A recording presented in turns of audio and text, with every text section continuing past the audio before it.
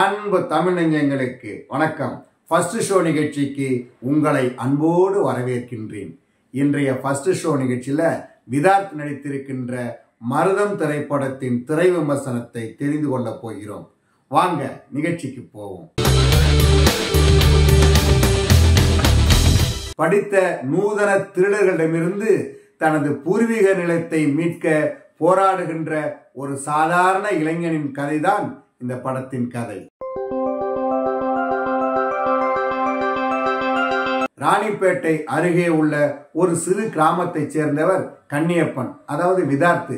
அவருக்கு ஒரு அழகான மனைவி, ஒரு அழகான ஆண் குழந்தை என்று நல்ல வாழ்க்கை வாழ்கிறார். முப்பாட்டன், பாட்டன், அப்பா இவங்க தேடி வைத்த பூர்வீக நிலம் இருக்கு இல்லையா, அதை வச்சுக்கிட்டு சாகுபடி பண்ணி சந்தோஷமா வாழ்க்கை நடத்துறாரு. அவருக்குள்ள ஒரு பெரிய ஆசை, மகனை பெரிய படிப்பு படிக்க வைக்கணும், அதாவது ஆங்கில கான்வென்ட்ல படிக்க வைக்கணும், அவன் உயரணும், அவன் வாழ்க்கை தரம் உயரணும் அப்படின்னு ஆசைப்படுவாரு. அதுக்காக முயற்சி பண்ணுவாரு. மகன் படிப்பு இல்லையா, முக்கியம் இல்லையா, அங்க போனாக்க பெற்றோர்கள் படித்திருக்கணும் அப்படின்னு சொல்லிடுறாங்க. இருந்தாலும் கவுன்சிலர் மூலமா எம்எல்ஏவை படிச்சு சீட்டு வாங்குவார். சீட்டுக்கே நன்கொடை 3 லட்சம். மனைவி சம்மதத்தோட பூர்வீக நிலத்தை அடமானம் வச்சு 3 லட்சம் வாங்குறாரு. பள்ளியில் சேர்க்க போறாரு. இந்த பள்ளியில படிச்சு மகன் பெரிய ஆளா வர போறான் அப்படின்னு ஒரு பக்கம் கனவு கண்டுட்டு இருக்காரு. இந்த சூழ்நிலையில திடீர்னு அவருடைய நிலத்துல வேலி போடுறாங்க. எதுக்கு என் நிலத்துல வேலி போடுறீங்க அப்படின்னு சண்டைக்கு போயிடுவாரு. பிறகுதான் தெரியுது அந்த நிலத்தை அவங்க வாங்கியிருக்காங்க, வங்கி மூலமா வாங்கியிருக்காங்க, வங்கியில ஏலம் விட்டுருக்காங்க. இதெல்லாம் தெரிய வருது. உங்க அப்பா கதிரறுப்பு மிஷின் வாங்குறதுக்காக லோன் போட்டிருந்தாரு. கொஞ்ச நாள் வட்டி கட்டினாரு. அதன் பிறகு கட்டலை. அதன் பிறகு நோட்டீஸ் அனுப்பணும், தகவல் அனுப்பணும், ஆள் அனுப்பணும், எதுக்கும் ரெஸ்பான்ஸ் இல்லை. அதனால வங்கி கணக்கு இல்லையா, ஏலம் விட்டோம், அவங்க வாங்கிட்டு போயிட்டாங்க அப்படின்னு அவங்க சொல்லுவாங்க. அப்பா செத்து 1 வருஷம் ஆச்சு.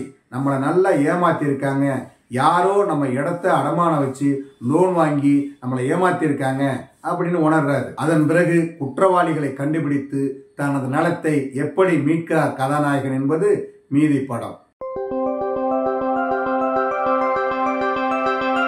இந்த படத்தின் கதாநாயகனாக கன்னியப்பன் என்கிற கதாபாத்திரத்தில் விதார்த் நடித்திருக்கிறார். மனைவிக்கு நல்ல கணவனாக, மகனுக்கு நல்ல தந்தையாக, கிராம மக்களுக்கு மரியாதை கொடுப்பவராக நல்ல வாழ்க்கை வாழ்கின்ற வேடம். பிரச்சனை என்று வந்ததும் அடிக்க தயங்காத பாத்திரம். அதில் தனது அழுத்தமான நடிப்பை பயிர்த்திருக்கிறார் விதார்த். ஒரு நல்ல கதை, அதுக்கு ஒரு இயல்பான நடிகர் வேணும் அப்படின்னு நினைச்சா எல்லார் மைண்ட்லயும் விதார்த் வருவார். அது மாதிரி அவர் பல படங்களை தேர்வு செய்து நடித்திருக்கிறார். அது மாதிரிதான் இந்த படத்திலும் அவரது பாத்திரமும் நடிப்பும் படத்தோடு நம்மை ஒன்ற வைக்கிறது. அந்த அளவுக்கு ஒரு சிறப்பான நடிப்பை இந்த படத்தில் வெளிப்படுத்தி இருக்கிறார். அவருடைய மகிழ்ச்சி நம்முடைய மகிழ்ச்சியாக இருக்கும். அவருடைய கஷ்டம், துயரம் நமக்கும் ஏற்பட்டது போல இருக்குதுன்னா அதுக்கு அவருடைய நடிப்பு தான் முக்கியமான காரணம். கதையின் நாயகியாக சிந்தாமல்லி என்கிற பாத்திரத்தில் நடித்திருக்கிறார் ரக்ஷனா. உழைப்பு, குடும்பம் என்று வாழ்கின்ற பாத்திரம், அதை நிறைவாக செய்திருக்கிறார். வங்கி மேலாளராக சரவண சுப்பையா, வியாபாரியாக கடன் கொடுப்பவராக அருள்தாஸ், நண்பனாக மாறன், வழக்கறிஞர் கந்தனாக தினந்தோறும் நாகராஜ் என படத்தில் நிறைய பேர் நடித்திருக்கிறார்கள். இந்த படத்தை சி வெங்கடேசன் தயாரித்திருக்கிறார். ராணிப்பேட்டை பகுதியில் தான் கதை நடக்குது. அதனால அந்த பகுதிக்கு நம்மளை அழைச்சிட்டு போகுது கேமரா. அந்த ஊருக்குள்ளே போய் அங்க நடக்கிற சம்பவங்களை எல்லாம் நாம நேரில் பார்க்கிற மாதிரியே அற்புதமான ஒளிப்பதிவை தந்திருக்கிறார் அருள் கே சோமசுந்தரம். படத்தின் விறுவிறுப்பு குறையாத அளவுக்கு கதையோடு பயணிக்கின்ற படத்தொகுப்பை தந்திருக்கிறார் எடிட்டர் பி சந்துரு. இந்த படத்திற்கு என்.ஆர். ரகுநந்தன் இசையமைத்திருக்கிறார்.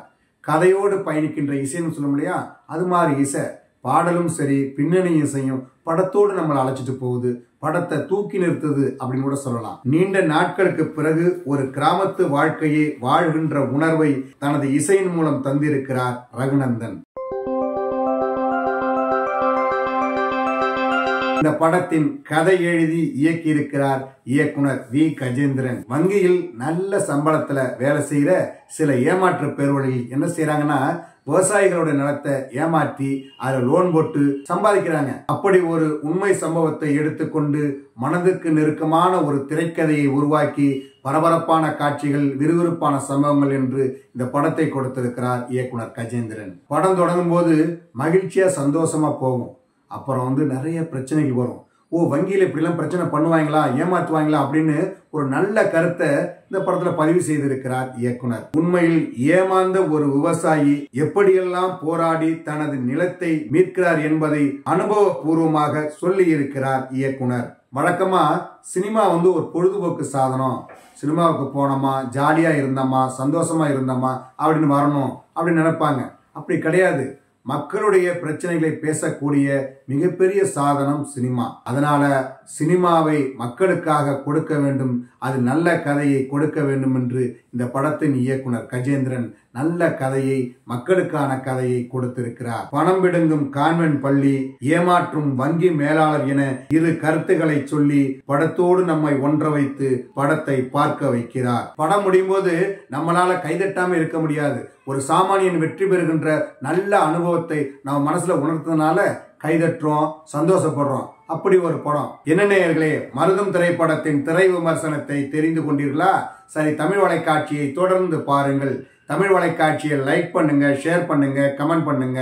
தமிழ் வலைக்காட்சியின் புதிய அப்டேட்டுகள் உடனுக்குடன் உங்களுக்கு தெரிய வர அருகில் உள்ள பெல் பட்டனை மறக்காமல் அமுக்குங்க. கலை இலக்கியம் யாவும் மக்களுக்கு.